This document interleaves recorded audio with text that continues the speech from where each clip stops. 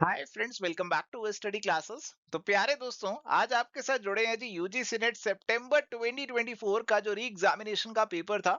कहा जाता है काफी मुश्किल पेपर आया था। इस पेपर में जो इंटरनेशनल बिजनेस से सवाल पूछे गए थे कॉमर्स और मैनेजमेंट के एग्जाम में, उनको आपके साथ आज डिस्कस करेंगे। आइए फटाफट से अपने डिस्कशन को स्टार्ट करते हैं। उन प्यारे दोस्तों, अगर आप प्रिपेयर कर रहे हैं यूजीसी नेट कॉमर्स या फिर मैनेजमेंट के लिए, तो एवर स्टडी क्लासेस के पास आपके लिए डिटेल्ड कॉम्प्रिहेंसिव कोर्सेज अवेलेबल हैं। पेपर 1 और पेपर 2 के लिए अगर आपको केवल प्रैक्टिस करनी है तो आप टेस्ट सीरीज भी चेकआउट कर सकते हो और प्रीवियस ईयर क्वेश्चंस का कोर्स भी अलग से चेकआउट कर सकते हो। इन सभी कोर्सेज की डिटेल्स आपको हमारी ऐप या फिर वेबसाइट पे मिल जाएगी। चलिए, तो प्यारे दोस्तों, यहाँ पे सवाल है मैच द फॉलोइंग का। लिस्ट 1 लिस्ट 2 हमें यहाँ पे दे रखी है, और लिस्ट 1 में आपके ट्रेड एग्रीमेंट के टाइप्स हैं और लिस्ट 2 में दे रखी है उनके डिस्क्रिप्शन।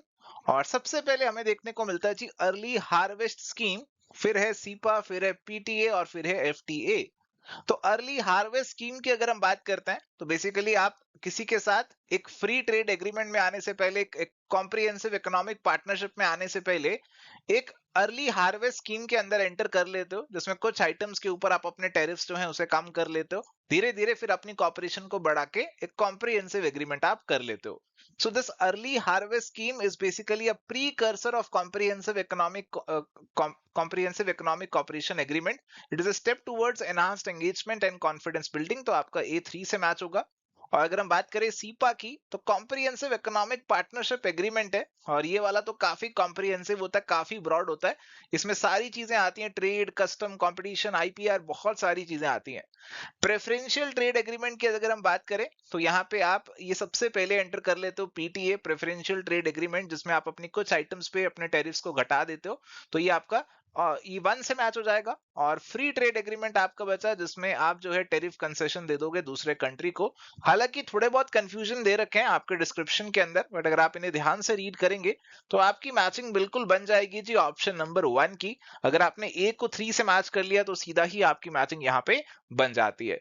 और इसके अलावा भी अगर आप बी को 4 से मैच कर लेते हो, आप देखो ना, बी और 4 को मैच कर लो तो केवल एक ही ऑप्शन में ऐसा आ रहा है, तो भी बहुत ज्यादा कन्वीनियंट हो जाएगा आपके लिए पूरा आंसर मैच यहाँ पे करना।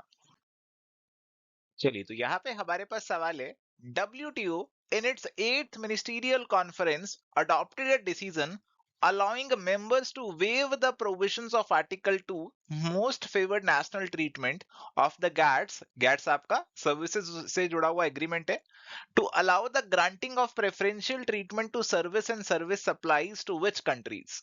ऑप्शंस दिए, adjacent countries, non nuclear countries, least developed countries या फिर सार्क कंट्रीज। देखो, डब्ल्यूटीओ के बारे में आपने पढ़ा है ना, तो आपने पढ़ा होगा कि यहाँ पे आपकी जो एलडीसी कंट्रीज होती हैं, यानी कि लीस्ट डेवलप्ड कंट्रीज होती हैं, उनको स्पेशल और डिफरेंशियल ट्रीटमेंट यहाँ पे दिया जाता है। काफी सारे प्रोविजंस उनके लिए वेव किए गए हैं। और यहाँ पे भी हमारी जो वेवर दिया गया था प्रोविजन से, वो एलडीसी कंट्रीज को ही दिया गया था। अगर आप ऑप्शंस को सही से रीड करेंगे तो आप एलिमिनेट कर लेंगे कि हमारा जो आंसर होना चाहिए वो लीस्ट डेवलप्ड कंट्रीज का ही होना चाहिए। एडजेसेंट कंट्रीज या नॉन न्यूक्लियर कंट्रीज या सार्क कंट्रीज, ये कोई आंसर नहीं बनता। करेक्ट आंसर यहाँ पे ऑप्शन नंबर 3 का ही होगा। चलिए, तो यहाँ पे सवाल है जी, the tool that International development Association IDA आपका वर्ल्ड बैंक ग्रुप का एक पार्ट है। इसे soft loan window of the world भी बोला जाता है। Uses to address the impact of severe natural disaster, public health emergencies by providing extra finances is known as. तो आईडीए जो है, आपकी जब भी इमरजेंसीज आ जाती हैं, जैसे कोविड आया था, आपका कोई फेमाइन आता है, भूखा पड़ जाता है, तो ऐसी इमरजेंसीज के दौरान आपकी जो कंट्रीज होती हैं उनको फाइनेंसिंग देता है, उनकी मदद करता है। और इसके लिए इसके पास एक क्राइसिस रिस्पांस विंडो है, और इसीलिए आपका जो आंसर बनेगा that is going to be option number 3।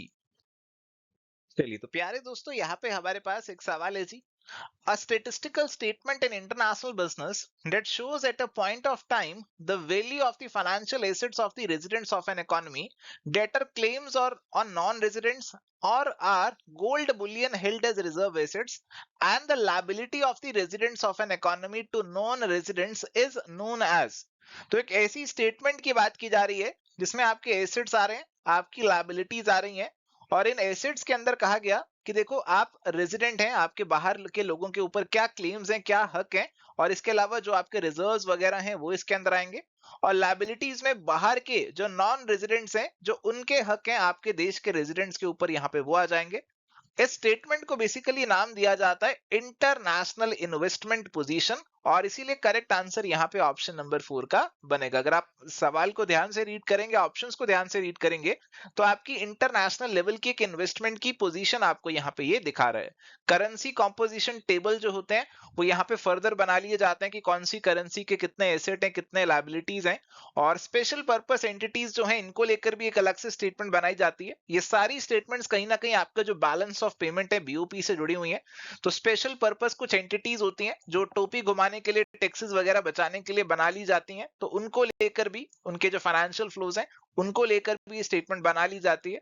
यहाँ पे फिलहाल जो आपका आंसर है that is going to be option number 4। चलिए, तो यहाँ पे अगला सवाल है, in international trade factoring is widely used in short-term transactions as a continuous arrangement. Arrange the steps of export factoring operations in correct sequence.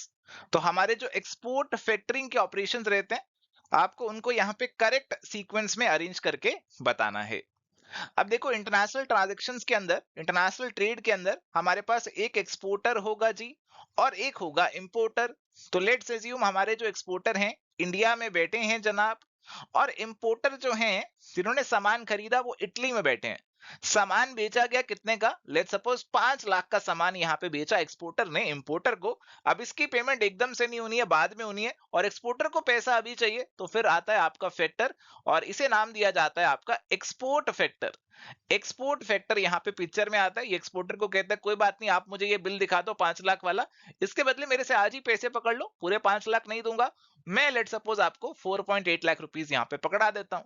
अब ये जो एक्सपोर्ट फैक्टर है ये भी इंडिया में बैठा है। अब इसे जो इंपोर्टर है इटली में, उससे पैसे लेने हैं, तो इसे पैसे लेने में दिक्कत ना हो इसीलिए ये अपना एक इंपोर्ट फैक्टर अपॉइंट कर लेता है इटली में। और इंपोर्ट फैक्टर जो है अब इस इंपोर्टर की देखरेख करता है, इस रिसीवेबल को मैनेज करता है, इस पे पैसा रिसीव करता है, पैसा रिसीव करके आपके एक्सपोर्ट फैक्टर को यहाँ पे पहुंचा देता है। तो ये सीक्वेंस यहाँ पे हमारा रहता है, और अगर आप यहाँ पे स्टेप्स देखने की कोशिश करेंगे तो मैं आपको बता ही देता हूं। सबसे पहले हमारे पास होगा जी एक्सपोर्टर और इंपोर्टर के बीच में एक सेल्स कॉन्ट्रैक्ट, ये बनेगा आपका पहला पॉइंट। इसके बाद एक्सपोर्टर सामान शिप कर देगा हमारे इंपोर्टर को, और जो बिल होगा वो एक्सपोर्ट फैक्टर को भिजवा देगा। एक्सपोर्ट फैक्टर हमारे पास जो है यहाँ पे क्या करेगा जी, एक्सपोर्ट फैक्टर हमारे पास इस बिल के बेसिस पे आपको यहाँ पे कैश एडवांस यहाँ पे प्रोवाइड करवा देगा। अब एक्सपोर्ट फैक्टर क्या करेगा, एक इंपोर्ट फैक्टर को अपॉइंट करेगा और उसे ये इनवॉइस भिजवा देगा, और उसे कहेगा कि अब तुम एडमिनिस्ट्रेशन करो इस रिसीवेबल की। इंपोर्ट फैक्टर जो है वो इंपोर्टर से पैसे लेगा और वो पैसा एक्सपोर्ट फैक्टर को यहाँ पे भिजवा देगा। तो सीक्वेंस हमारी जो यहाँ पे बनेगी वो CEBAD यानी कि ऑप्शन नंबर 4 की सीक्वेंस यहाँ पे हमारी बन जाएगी। तो आई होप आपको ये जो सीक्वेंस है यहाँ पे समझ में आया है। चलिए, तो प्यारे दोस्तों यहाँ पे अगला सवाल है, in WTO terminology subsidies in general are identified as boxes. तो यहाँ पे हमें 3 बॉक्सेस देखने को मिल जाते हैं, एक होता है एम्बर बॉक्स, एक ब्लू बॉक्स और एक green box. Domestic support measure considered to distort production and trade which is defined in article 6 of the agriculture agreement falls in which box। तो आपको यहाँ पे ऑप्शंस में 4 बॉक्सेस दे रखे हैं जी। देखो यहाँ पे अगर आपको बॉक्सेस की नॉलेज है तो आप आंसर कर सकते हो, अगर आपको पता है कौन से कलर के बॉक्सेस होते हैं और कौन से नहीं होते तो भी आप आंसर कर सकते हो। जैसे यहाँ पे हमारे को पता है कि केवल ऑप्शन नंबर 1 एम्बर बॉक्स ही हमें देखने को मिलता है, इसके अलावा तो ब्लू और ग्रीन होते हैं, कोई जंबो, ग्रीनफील्ड और ब्लैक तो नहीं होते। इसके अलावा आपके जो एम्बर बॉक्स वाले जो सब्सिडीज होते हैं they are distorting the trade, ऐसा माना जाता है कि वो ट्रेड को, प्रोडक्शन को डिस्टॉर्ट करता है और इस पे लिमिट्स भी लगाई जाती हैं, और इसीलिए आपका जो करेक्ट आंसर बनेगा वो ऑप्शन नंबर 1 यहाँ पे बनेगा। चलिए, तो भी अगला सवाल है, which of the following factors constitute the economic environment of a country। तो इकोनॉमिक एनवायरनमेंट जो है उसको कौन से फैक्टर्स यहाँ पे कॉन्स्टिट्यूट करते हैं, ये आपसे पूछा जा रहा है जी। और यहाँ पे अगर हम इस सवाल को ध्यान से देखें तो आपके जो बिजनेस एनवायरनमेंट के डायमेंशंस हैं बेसिकली वो पूछे जा रहे हैं। आपका जो फाइनेंशियल सिस्टम है आप उसे इकोनॉमिक से जोड़ सकते हैं। सोशियो कल्चरल एनवायरनमेंट तो यहाँ पे नहीं आएगा। इकोनॉमिक पॉलिसीज आ सकती हैं। एजुकेशन वाला भी आपका सोसाइटी से ज्यादा जुड़ा रहेगा। स्ट्रक्चरल इक्विलिब्रियम ये आपका बैलेंस ऑफ पेमेंट वगैरह से जुड़ा रहता है और इसे आप शायद यहाँ पे जोड़ भी सकते हैं। एक बार ऑप्शंस पे नजर डालते हैं फिर आइडिया लग जाएगा। देखो ऑप्शन बी को तो आप काट ही दीजिए, जैसे आपने बी को काटा तो आपका 1 भी कट गया और 3 भी कट गया। इसके बाद आपके पास बचता है ए सी ई या फिर सी डी ई। तो हम जानते हैं कि ए और सी तो आएगा ही आएगा और इसीलिए करेक्ट आंसर आपका यहाँ पे ऑप्शन नंबर 2 का बन जाएगा। चलिए तो भी यहाँ पे हमारे पास सवाल है मैच द फॉलोइंग का। लिस्ट 1 और लिस्ट 2 हमें दे दी गई है। यहाँ पे आपकी थ्योरीज ऑफ इंटरनेशनल इन्वेस्टमेंट है और उनसे जुड़ी हुई कुछ आपको आउटलाइन दे रखी है। सबसे पहले दे रखी है जी इक्लेक्टिक थ्योरी। इक्लेक्टिक थ्योरी को कौन नहीं जानता, इसे OLI थ्योरी के नाम से भी बुलाया जाता है। इसके अंदर बात करी जाती है एफडीए से जुड़े हुए 3 एडवांटेजेस की, जो कि है ओनरशिप, लोकेशन और इंटरनलाइजेशन। सीधा सीधा पॉइंट नंबर 4 से मैच ये आपका हो जाएगा। इसके बाद एप्रोप्रिएबिलिटी थ्योरी है, ये वाली थ्योरी शायद आपने नहीं पढ़ी होगी, तो एक बार इसे स्किप करते हैं। आगे बढ़ते हैं मार्केट इम्परफेक्शन थ्योरी की तरफ। देखो अगर आपने इसे नहीं भी पढ़ा हुआ, फिर भी अगर आपको पता है कि मार्केट्स परफेक्ट और इम्परफेक्ट दोनों हो सकती हैं, तो भी आप कुछ गेस वर्क कर सकते हो। क्योंकि यहाँ पे जो पॉइंट नंबर 1 है वो कह रहे हैं कि FDA occurs largely in oligopolistic industries rather than in industries operating under perfect competition. तो कह रहे हैं कि परफेक्ट कंपटीशन वाली इंडस्ट्रीज में एफडीए नहीं होती, इम्परफेक्ट वाली, ओलिगोपोलिस्टिक वाली, मोनोपोलिस्टिक वाली, उनमें एफडीए होती है। ऐसे ही कहती है आपकी मार्केट इम्परफेक्शन थ्योरी। इसके बाद थ्योरी ऑफ कैपिटल मूवमेंट है और कैपिटल वाला हमें जो एक्सप्लेनेशन है वो पॉइंट नंबर 2 में देखने को ही मिल रहा है। ये कहता है कि जो कैपिटल मूवमेंट है वो कहाँ पे होती है, वो अबंडेंट कंट्री से स्कार्स कंट्रीज में होती है। जहां पे कैपिटल अबंडेंट है वहां से कैपिटल मूव करती है उन कंट्रीज की तरफ जहां पे कैपिटल की शॉर्टेज है, स्कार्सिटी है। जो एप्रोप्रिएबिलिटी थ्योरी आपका बचा फिर आप उसे 3 नंबर पॉइंट से मैच कर देंगे। ये थ्योरी बेसिकली आपको कहती है कि आप एफडीआई तब करते हैं जब आप जो आपकी R&D है, इनोवेशन है, रिसर्च है, उसका जो बेनिफिट है, उसका जो एक्सक्लूसिव यूजेज है वो अपने पास यहाँ पे रिटेन कर पाए। तो ऐसा कुछ कहती है ये थ्योरी। फिलहाल हमारी जो मैचिंग है वो ऑलरेडी बन ही चुकी है। मैचिंग हमारी बन चुकी है जी ऑप्शन नंबर 4 की। ऑप्शन 4 करेक्ट आंसर यहाँ पे आपका होगा। चलिए तो यहाँ पे सवाल है जी हमारे पास, which of the following is the apex decision making body of WTO, यानी कि वर्ल्ड ट्रेड ऑर्गेनाइजेशन। तो हमारा जो वर्ल्ड ट्रेड ऑर्गेनाइजेशन है उसमें सबसे ऊपर कौन सी डिसीजन मेकिंग बॉडी इनमें से आती है, ये आपको बताना है। General council, executive council, ministerial council और आपका ट्रिम्स। अभी देखो जो WTO का जो सबसे टॉप पे सबसे हाईएस्ट डिसीजन मेकिंग बॉडी है वो है हमारा मिनिस्टीरियल कॉन्फ्रेंस। ये वो कॉन्फ्रेंस है जिसमें आपकी सभी कंट्रीज पार्टिसिपेट करते हैं और यहाँ पे आपकी हर 2 साल में एक मीटिंग ऑर्गेनाइज की जाती है, कॉन्फ्रेंस ऑर्गेनाइज की जाती है, जहां पे जो भी बड़े बड़े डिसीजंस हैं वो यहाँ पे लिए जाते हैं। एंड इसीलिए करेक्ट आंसर यहाँ पे आपका ऑप्शन नंबर 3 का बनेगा। जनरल काउंसिल जो है आपके डे टू डे डिसीजंस लेती है। जो आपका ट्रिम्स है वो आपका ट्रेड रिलेटेड इन्वेस्टमेंट मेजर से जुड़ा हुआ ये कोई डिसीजन मेकिंग बॉडी नहीं है। करेक्ट आंसर ऑप्शन 3 ही बनेगा। चलिए तो यहाँ पे सवाल है, arrange the following anti dumping process in proper sequence. तो देखो डंपिंग आपको पता होगा कि अगर दूसरी कंट्री हमारे देश में सामान को डंप कर रही है, अपनी कॉस्ट से भी नीचे सामान को एक्सपोर्ट करी जा रही है, तो उससे हमारा जो देश का इकोनॉमी है, मैन्युफैक्चरिंग है, वो प्रभावित हो सकता है और इसीलिए एंटी डंपिंग ड्यूटी इंपोज की जाती है। तो इसके क्या स्टेप्स होंगे ये आपसे यहाँ पे पूछे जा रहे हैं जी। तो आइए देखते हैं क्या स्टेप्स होने वाले हैं। तो सबसे पहले प्यारे दोस्तों हमारे पास यहाँ पे क्या होने वाला है, सबसे पहले हमारे पास होने वाला है यहाँ पे, जब भी आपके पास कोई एप्लीकेशन आती है तो उसकी आप प्रिलिमिनरी स्क्रीनिंग करेंगे कि जो भी आपका क्राइटेरिया है एप्लीकेशन को प्रोसेस करने का वो पूरा हो रहा है या नहीं हो रहा। अगर वो एप्लीकेशन आपकी अनसब्सटेंटिएटेड इंफॉर्मेशन के साथ आई है, यानी कि कुछ सपोर्टिंग एविडेंस नहीं है, या फिर एंटी डंपिंग का मार्जिन बहुत ही कम है, ₹1.50 इतना ही मार्जिन है, कोई बहुत ज्यादा मार्जिन नहीं है, तो फिर आप प्रोसीड नहीं करते हो आगे, आप वहीं पे इसे खत्म करते हो, रिजेक्ट करते हो। बट अगर आपको लगता है कि नहीं इसे आगे हमें फॉलो अप करना चाहिए, आगे लेकर इसे जाना चाहिए, तो आप अपना आगे का जो काम है उसे इनिशिएट करते हो और एक मौका देते हो आपकी एक्सपोर्टिंग कंट्री को कि वो अपना जो प्रैक्टिस है उसे मॉडिफाई कर ले। अगर नहीं करती तो फिर आप फाइनल फाइंडिंग्स और फाइनल जो आपकी मेजर्स हैं आप उनकी तरफ आगे बढ़ते हो। फाइनल मेजर्स जो हैं वो आप लगा देते हो आपकी ऐसी कंट्री के ऊपर। तो सीक्वेंस हमारा जो बनेगा that is going to be BCADE, यानी कि ऑप्शन 1 आंसर यहाँ पे होगा। चलिए तो भी यहाँ पे सवाल है, which of the following are the principal functions of UNCTAD। UNCTAD मतलब United Nations conference on trade and development, और इसकी अभी रीब्रांडिंग कर दी गई है, अभी इसे बुलाया जाता है UN ट्रेड एंड डेवलपमेंट के नाम से। इसकी 60th एनिवर्सरी पे इसकी रीब्रांडिंग यहाँ पे कर दी गई है। देखते हैं जी कौन से प्रिंसिपल फंक्शंस हैं। जब भी आप साथ में क्वेश्चन पढ़ रहे हो एक बार ऑप्शंस में नजर जरूर डाल लिया करो, तो इसमें क्लियरली पता लग रहा है कि आपके 3 आने वाले हैं, एक आपको एलिमिनेट करना पड़ेगा। To promote international trade with a view to accelerating economic development, ये वाला तो सही लग रहा है, ये एलिमिनेट नहीं होना चाहिए। रेदर देन ढूंढना कि कौन से आना चाहिए, हम ये सोचते हैं कि कौन से को हटाना चाहिए। To assist economic development of developing countries by promoting private enterprises. अब ये जो प्राइवेट एंटरप्राइजेस वर्ड इन्होंने यहाँ पर डाल दिया ना, इससे ये बी वाला जो पॉइंट है उसमें गड़बड़ लग रही है। एक बार आगे भी पॉइंट्स पढ़ते हैं। To negotiate multinational trade agreements, to make proposals for putting its principles and policies into effect. बाकी सारे पॉइंट्स तो ना बहुत ही जेनरिक से हो गए। जो बी वाला पॉइंट है वो काफी ज्यादा स्पेसिफिक जा रहा है, प्राइवेट एंटरप्राइजेस की बात कर रहा है, और प्राइवेट एंटरप्राइजेस को स्पेसिफिकली टारगेट नहीं करता यूएनसीटीएडी, और इसीलिए बी वाले को हटा देते हैं। ए, सी और डी, यानी कि ऑप्शन नंबर 4 हमारा आंसर यहाँ पे बन जाएगा। चलिए तो प्यारे दोस्तों, यहाँ पे करनी है मैचिंग। दो लिस्ट आपको दे रखी हैं। लिस्ट 1 में एक्ट्स या फिर इंस्टीट्यूशंस है, और लिस्ट 2 में आपको दे रखे हैं ईयर्स। और यहाँ पे सबसे पहले देखने को मिल रहा है कंज्यूमर प्रोटेक्शन एक्ट। तो नया कंज्यूमर प्रोटेक्शन एक्ट 2019 में हमारे पास आ चुका है, तो ए को 4 से मैच कर सकते हैं। इसके बाद है फेमा। फेमा तो आप सभी जानते हैं 1999 का कानून है जिसने फेरा को रिप्लेस किया था। इसके बाद आपके पास आता है जी आईएमएफ। आईएमएफ बना था 1945 के अंदर। और इसके बाद हमारे पास यूएनसीटीएडी ही बचता है, जो कि 1964 से आप यहाँ पे मैच कर सकते हैं। तो करेक्ट मैचिंग यहाँ पे हमारे पास जो बन जाएगी वो बनेगी ऑप्शन नंबर 1 की। अगर आपने पहला ही सही मैच कर लिया कंज्यूमर प्रोटेक्शन एक्ट वाला, तो उससे भी बात यहाँ पे बन जाती। तो बहुत इजी सवाल यहाँ पे पूछा गया है। चलिए तो भी यहाँ पे सवाल है, which of the following are the benefits of globalization. Options पर अगर नजर डालें तो ऐसा लग रहा है कि दो आपको नहीं, एक एलिमिनेट आपको यहाँ पे करना पड़ेगा।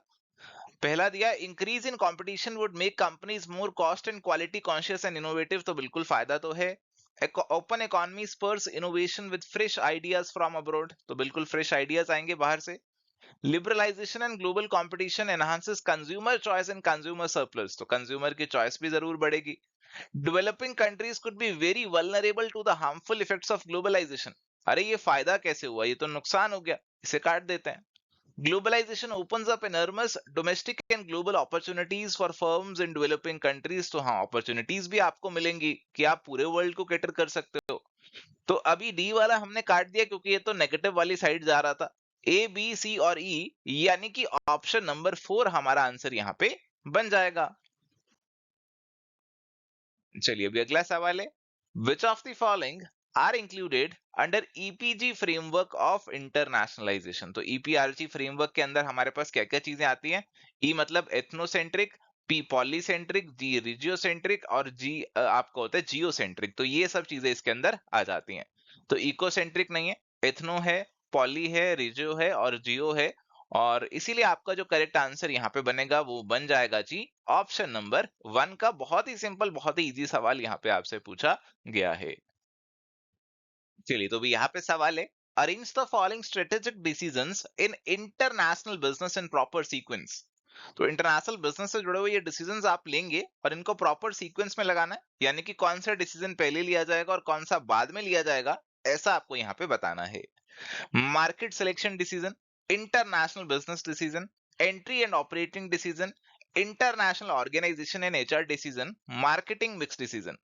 अब देखो ध्यान से अगर आप इस सवाल को पढ़ रहे हैं तो इसके अंदर सबसे पहले कहीं ना कहीं आना चाहिए इंटरनेशनल बिजनेस का डिसीजन, कि आप इंटरनेशनल बिजनेस में एंटर करने वाले हो या नहीं करने वाले हो, इंटरनेशनल बिजनेस में जाने वाले हो या नहीं जाने वाले हो। ये डिसीजन आपको सबसे पहले लेना पड़ेगा, फिर ही आपकी मार्केट सेलेक्ट होगी, फिर ही आप एंट्री मोड सेलेक्ट करोगे, और उसके बाद की चीजें भी बाद में ही होंगी।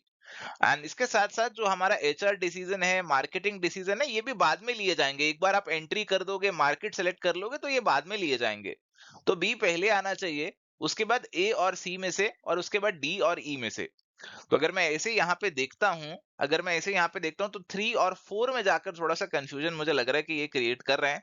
3 वाला हमारे पास कह रहे हैं कि बी पहले इंटरनेशनल बिजनेस का डिसीजन लो, फिर उसके बाद मार्केट की सिलेक्शन करो कि कौन सी मार्केट में आप जाने वाले हो, फिर उसके बाद ये डिसाइड करो कि उस मार्केट में किस तरीके से एंट्री मारने वाले हो। हाँ ये वाला सीक्वेंस थोड़ा सा सही लग रहा है मेरे को, क्योंकि ई और डी तो दोनों में आपके सेम ही चल रहे हैं, सी और ए में से ही पहले आपको चूज करना है, तो थोड़ा सा कंफ्यूजन तो जरूर रहेगा। थोड़ा सा कंफ्यूजन 3 और 4 में जरूर रहेगा। तो आंसर जो हमें दिया हुआ है वो ऑप्शन नंबर 3 दिया गया है, तो ऑप्शन नंबर 3 के साथ ही हम यहाँ पे जाएंगे। चलिए अगला सवाल है, which of the following is not a part of micro environment. देखो जो हमारे बिजनेस एनवायरनमेंट के डायमेंशंस होते हैं उसको हम दो में बांटते हैं, एक होता है इंटरनल और एक होता है एक्सटर्नल। और फिर एक्सटर्नल को भी दो में बांटते हैं, एक हमारे पास आते हैं माइक्रो और एक हमारे पास आते हैं मैक्रो। जो माइक्रो होते हैं वो हमारी ऑर्गेनाइजेशन के स्पेसिफिक होते हैं, और मैक्रो जो होते हैं वो एक जनरल फैक्टर्स हमें यहाँ पे देखने को मिल जाते हैं। देखते हैं जी माइक्रो में कौन सा नहीं आएगा। सप्लायर्स आएंगे हमारे, कस्टमर्स आएंगे, कॉम्पिटिटर्स आएंगे, ये स्पेसिफिकली हमसे जुड़े हुए हैं। ये सभी बाहर के ऐसे फैक्टर्स हैं जो हमसे जुड़े हुए हैं। टेक्नोलॉजी जो है वो एक जेनरिक फैक्टर हो गया, ये सभी को इम्पैक्ट करेगा, सभी को इफेक्ट करेगा। अगर टेक्नोलॉजी वगैरह में, लॉस वगैरह में, इकोनॉमिक में ये सब चीजें चेंजेस हो रहे हैं, तो इसीलिए ये आपका जो है माइक्रो का नहीं मैक्रो एनवायरनमेंट का पार्ट बनेगा। ऑप्शन नंबर 4 आंसर यहाँ पे हमारा हो जाएगा। चलिए तो प्यारे दोस्तों यहाँ पे सवाल है, मैच द फॉलोइंग का। लिस्ट 1 लिस्ट 2 आपको दे रखी है, और ये जो लिस्ट है आपकी वो जुड़ी हुई है आपके कंज्यूमर के राइट से। तो यहाँ पे लिस्ट 1 में हमें दे रखा है राइट टू सेफ्टी। तो राइट टू सेफ्टी का मतलब है कि आपको हैजार्डस जो गुड्स हैं, सर्विसेज हैं, उनसे प्रोटेक्शन मिलनी चाहिए।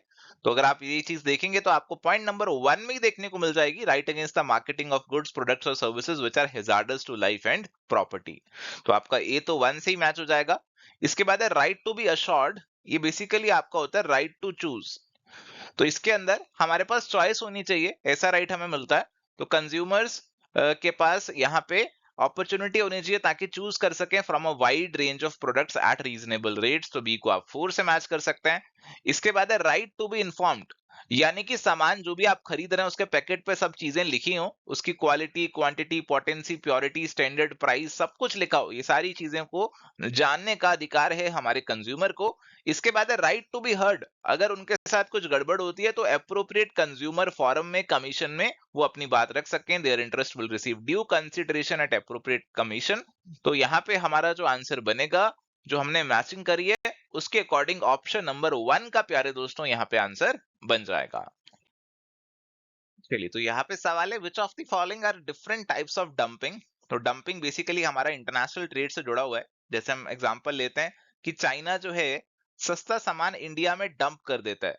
तो चाइना ने लेट सपोज बनाया मोबाइल, और वो मोबाइल जो है चाइना ने 10,000 में बनाया और 9,000 में इंडिया में उसने डंप कर दिया।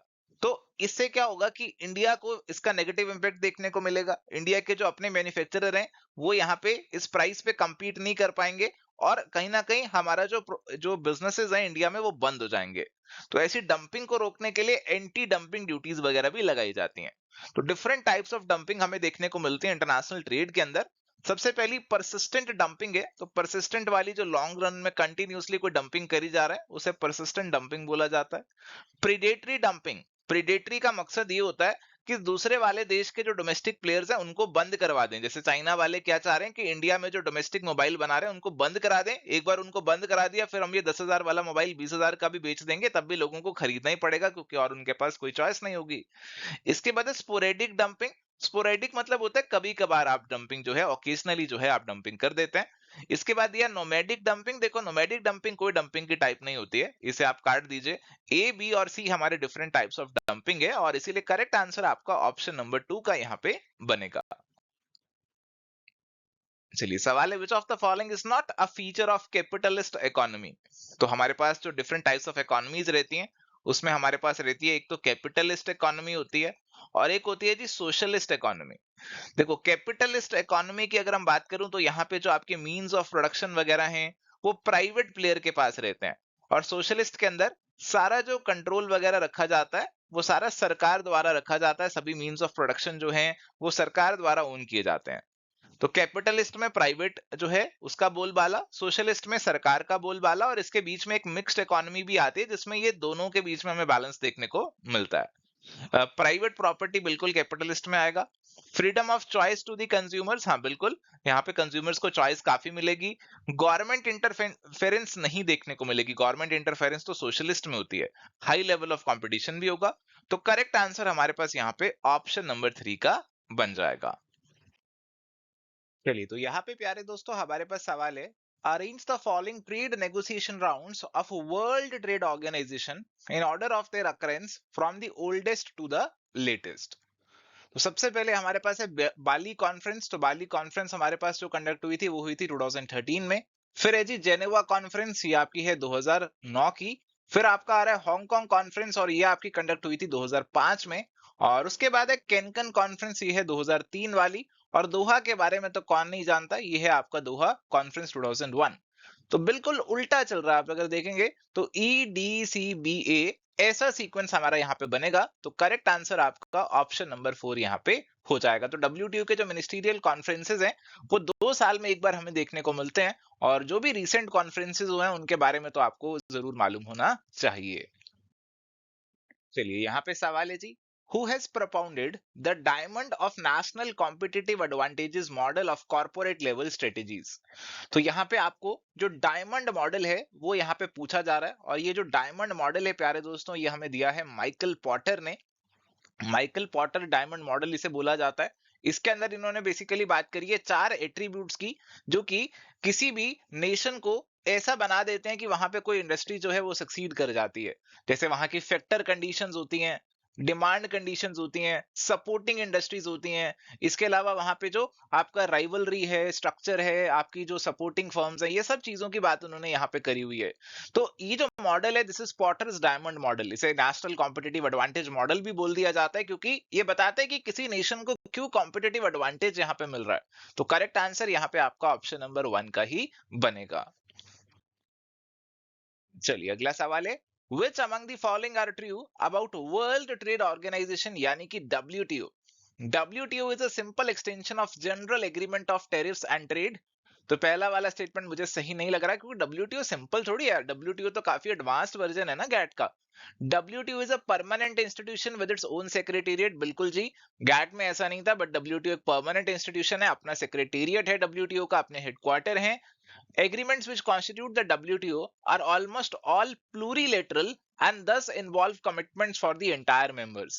देखो जो WTO के एग्रीमेंट्स है ना, वो यहाँ पे हम जो टर्म यूज करते हैं, ज्यादातर यूज करते हैं मल्टीलेटरल। देखो जो प्लूरीलेटरल एग्रीमेंट्स होते हैं ना, वो सभी पे बाइंडिंग नहीं होते, जो रेटिफाई कर रहे हैं उन्हीं पे बाइंडिंग होते हैं। बट जो मल्टीलेटरल होते हैं वो सभी पे बाइंडिंग हो जाते हैं, सभी की कमिटमेंट्स आ जाती हैं उसके अंदर। तो ये वाली जो लाइन है, ये प्लूरीलेटरल वर्ड लिख रहे हैं और फिर कह रहे हैं कि सभी पे कमिटमेंट हो जाएगी, तो ये अटपटी लाइन है, इसको छोड़ देते हैं, आगे बढ़ते हैं। WTO includes trade in services and trade related aspects of intellectual property rights यानी कि ट्रिप्स। तो हाँ जी, बिल्कुल ये चीजें आती हैं WTO में। WTO dispute settlement system is faster, more automatic and thus much less susceptible to blockages than old GATT system। तो बिल्कुल जी, GATT के मुकाबले WTO का dispute settlement system बहुत ज्यादा बेहतर है, और ये वाला पॉइंट भी सही हो जाएगा। और हमें तो चूज 3 ही करने, तो हम यहाँ पे B, D और E को चूज कर लेंगे। करेक्ट आंसर ऑप्शन नंबर 1 यहाँ पे हमारा बन जाएगा। चलिए coming to the next question, ये मैच द फॉलोइंग का सवाल है। लिस्ट 1 और लिस्ट 2 आपको दे दी गई हैं, और यहाँ पे आपकी इंटरनेशनल बिजनेस की ओरिएंटेशन है, और उनके एक्सप्लेनेशन से आपको उन्हें मैच यहाँ पे करना है। सबसे पहले एथनोसेंट्रिक ओरिएंटेशन, ये आपका जो EPRG फ्रेमवर्क है वो यहाँ पे आपसे पूछा जा रहा है। एथनोसेंट्रिक के अंदर क्या होता है? एथनोसेंट्रिक के अंदर हमारी जो होम कंट्री की डोमेस्टिक मार्केट की, जैसे लेट सपोज की कोई हमारी यहाँ पे इंडिया की कंपनी है, और जापान में काम करने जा रही है, तो इंडिया वाली जो सेम सोच है वही जापान में लगाएगी, उसे एथनोसेंट्रिक ओरिएंटेशन बोला जाता है। जो मार्केटिंग स्ट्रेटेजी है डोमेस्टिक मार्केट की, वही फॉरेन में भी लगा दी जाएगी, same as it is apply कर देंगे। तो this is ethnocentric orientation. Polycentric क्या होता है कि आप यहाँ पे जापान के लिए, जापान की रिक्वायरमेंट्स के अकॉर्डिंग अपनी जो स्ट्रेटेजीज हैं उनको मॉडिफाई करेंगे। पॉलीसेंट्रिक ओरिएंटेशन मींस कि आप यहाँ पे जो भी आपके लोकल कंज्यूमर है फॉरेन मार्केट के, जापान के, USA के, जो भी आपके कंज्यूमर्स हैं, आप हर जगह जाके अपनी स्ट्रेटेजी को अकॉर्डिंगली लोकल रिक्वायरमेंट के हिसाब से मॉडिफाई कर दोगे। इसके बाद है रीजियोसेंट्रिक ओरिएंटेशन। रीजियोसेंट्रिक ओरिएंटेशन का मतलब होता है कि आप एक पर्टिकुलर रीजन को पकड़ लेते हो जो देखने में जिसकी सिमिलैरिटीज काफी ज्यादा है। जैसे हमारा एक साउथ एशियन रीजन है, तो यहाँ पे एक पर्टिकुलर कंट्री को पकड़ने की बजाय पूरे साउथ एशियन रीजन के लिए एक स्ट्रेटेजी बना ली जाती है, क्योंकि इंडिया, पाकिस्तान, बांग्लादेश, नेपाल ये सब लोग एक जैसे ही हैं, एक जैसे ही इनकी यहाँ पे जो है कल्चर है, सोसाइटी है, तो एक कॉमन स्ट्रेटेजी यहाँ पे बन जाती है। तो हम यहाँ पे क्या निकालते हैं, common marketing strategy applied in group of foreign countries having similarities, जो कंट्रीज के बीच में सिमिलैरिटीज हैं, जैसे इंडिया बांग्लादेश के बीच बीच में सिमिलैरिटीज है in terms of consumers and business environment. तो आप सी को 2 से मैच कर देंगे। इसके बाद बचा जियो सेंट्रिक ओरिएंटेशन। इसमें तो आपकी ग्लोबल मार्केटिंग स्ट्रेटेजी आप बनाते हो जो सभी कंट्रीज में आप फॉलो करते हो without any boundaries. World is considered as a global village. तो यहाँ पे आपका जो आंसर बनेगा वो ऑप्शन नंबर 2 का बन जाएगा। ईपीआरजी फ्रेमवर्क ऑलमोस्ट हर बार एग्जाम में पूछा जा रहा है, तो इसके बारे में आपको अच्छी खासी क्लैरिटी होनी चाहिए। चलिए, तो भी यहाँ पे हमारे पास सवाल है, which one of the following is not a technique of foreign trade financing. तो फॉरेन ट्रेड फाइनेंसिंग यानी कि इंपोर्ट एक्सपोर्ट से जुड़ी हुई इनमें से जो फाइनेंसिंग से जुड़ी हुई टेक्निक कौन सी नहीं है। अब देखो यहाँ पे 4 ऑप्शन है, डिस्काउंटिंग, बैंकर्स एक्सेप्टेंस, फैक्टरिंग और फोरफिटिंग। कहीं ना कहीं ये सारी टर्म्स को फॉरेन ट्रेड से जोड़ा तो जा सकता है, बट यहाँ पे जो हमें आंसर दिया गया वो दिया गया डिस्काउंटिंग का। देखो यहाँ पे अगर हम फैक्टरिंग की बात करें तो फैक्टरिंग के अंदर जो आप अपने रिसीवेबल्स है वो किसी फैक्टर को दे देते हैं और फिर वो उनकी कलेक्शन करता है, और एक्सपोर्ट्स में भी आप ऐसा कर सकते हैं। और फोर फिटिंग के अंदर भी कुछ ऐसा ही हमें देखने को यहाँ पे मिल जाता है, और ये जनरली आपका थोड़ा मीडियम लॉन्ग टर्म हो जाता है फोर फिटिंग। और बैंकर्स एक्सेप्टेंस की बात करें तो यहाँ पे इंपोर्टर और एक्सपोर्टर के बीच में एक बैंक को इन्वॉल्व कर लिया जाता है, जिससे आपके ट्रांजेक्शन में सिक्योरिटी आ जाती है। और डिस्काउंटिंग जो है ना, थोड़ा सा एक जेनरिक टर्म हो जाता है। डिस्काउंटिंग सिंपली आपने कोई भी बिल को डिस्काउंट करा लिया बैंक से, तो एक थोड़ा जेनरिक हो गया। 2, 3, 4 थोड़ा स्पेसिफिक हो गए, और इसीलिए आई थिंक यहाँ पे डिस्काउंटिंग को आंसर बनाया हुआ है। हालांकि डिस्काउंटिंग भी आप इस्तेमाल तो कर ही सकते हो, बट 2, 3 और 4 थोड़े ज्यादा स्पेसिफिक है, रिलेवेंट है, और इसीलिए करेक्ट आंसर ऑप्शन नंबर 1 यहाँ पे दिया गया है। चलिए, तो अभी हमारे पास यहाँ पे सवाल है, which of the following is not a component of balance of payment. तो बैलेंस ऑफ पेमेंट हमारा एक लेखा जोखा होता है, एक अकाउंट होता है जिसमें हमारी साल भर की जो भी ट्रांजेक्शन्स हैं दूसरी कंट्रीज के साथ वो आ जाती हैं। हम दो में डिवाइड करते हैं, करंट अकाउंट और कैपिटल अकाउंट के अंदर इसे डिवाइड किया जाता है। और इसके साथ ही हमारा ऑफिशियल रिजर्व्स का रिकॉर्ड, ऑफिशियल रिजर्व्स का अकाउंट भी इसके अंदर मेंटेन होता है। डेफिसिट अकाउंट इसके अंदर हमें कोई देखने को नहीं मिलता है, और इसीलिए करेक्ट आंसर यहाँ पे आपके पास ऑप्शन नंबर 3 जो है वो यहाँ पे बन जाएगा। चलिए, तो प्यारे दोस्तों अभी यहाँ पे हमारे पास है सवाल अगला, और ये सवाल है, which of the following are the main objectives of establishment of IMF international monetary fund.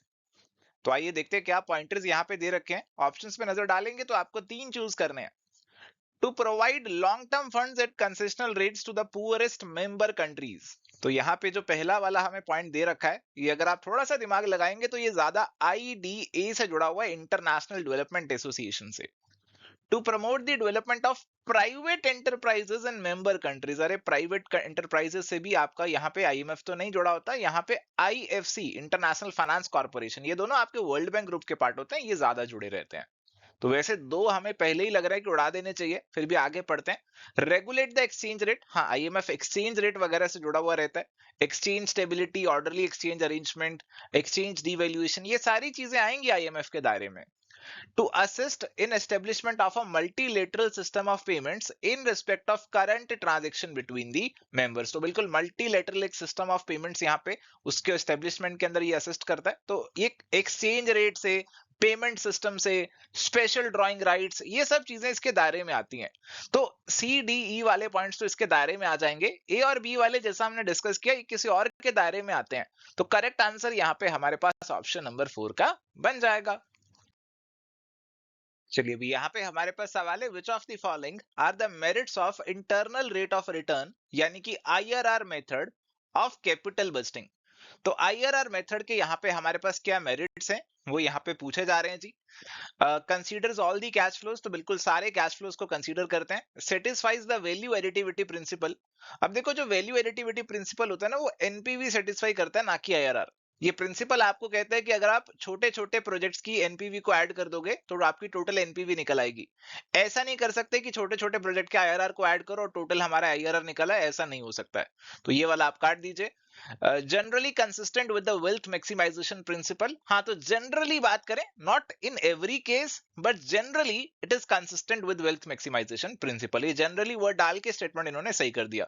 अगर ये ऑलवेज डाल देता ना तो ये गलत हो जाती statement. It considers the time value of money, बिल्कुल डिस्काउंटिंग तो यहाँ पे होती है। इट नेवर, अब देखो ये जो ऑलवेज, नेवर ऐसे वर्ड होते हैं ना, इससे गलत हो जाती हैं statements. It never fails to indicate the correct choice between mutually exclusive projects. तो यहाँ पे ये वाली स्टेटमेंट गलत हो जाती है, क्योंकि कई बार ये वाला मेथड गड़बड़ कर देता है, आपको सही चॉइस नहीं बताता। एनपीवी और आईआरआर कई बार आपको कंफ्लिक्टिंग रिजल्ट्स यहाँ पे देते हैं, और उस केस में एनपीवी को ही चूज किया जाता है। तो आपके पास यहाँ पे ए, सी और डी ही सही बचेंगे, और करेक्ट आंसर आपका ऑप्शन नंबर 4 का यहाँ पे बनेगा। चलिए, तो यहाँ पे सवाल है, which one of the following is a type of foreign direct investment. तो फॉरेन डायरेक्ट इन्वेस्टमेंट का कौन सा टाइप है, ये आपसे पूछा जा रहा है जी।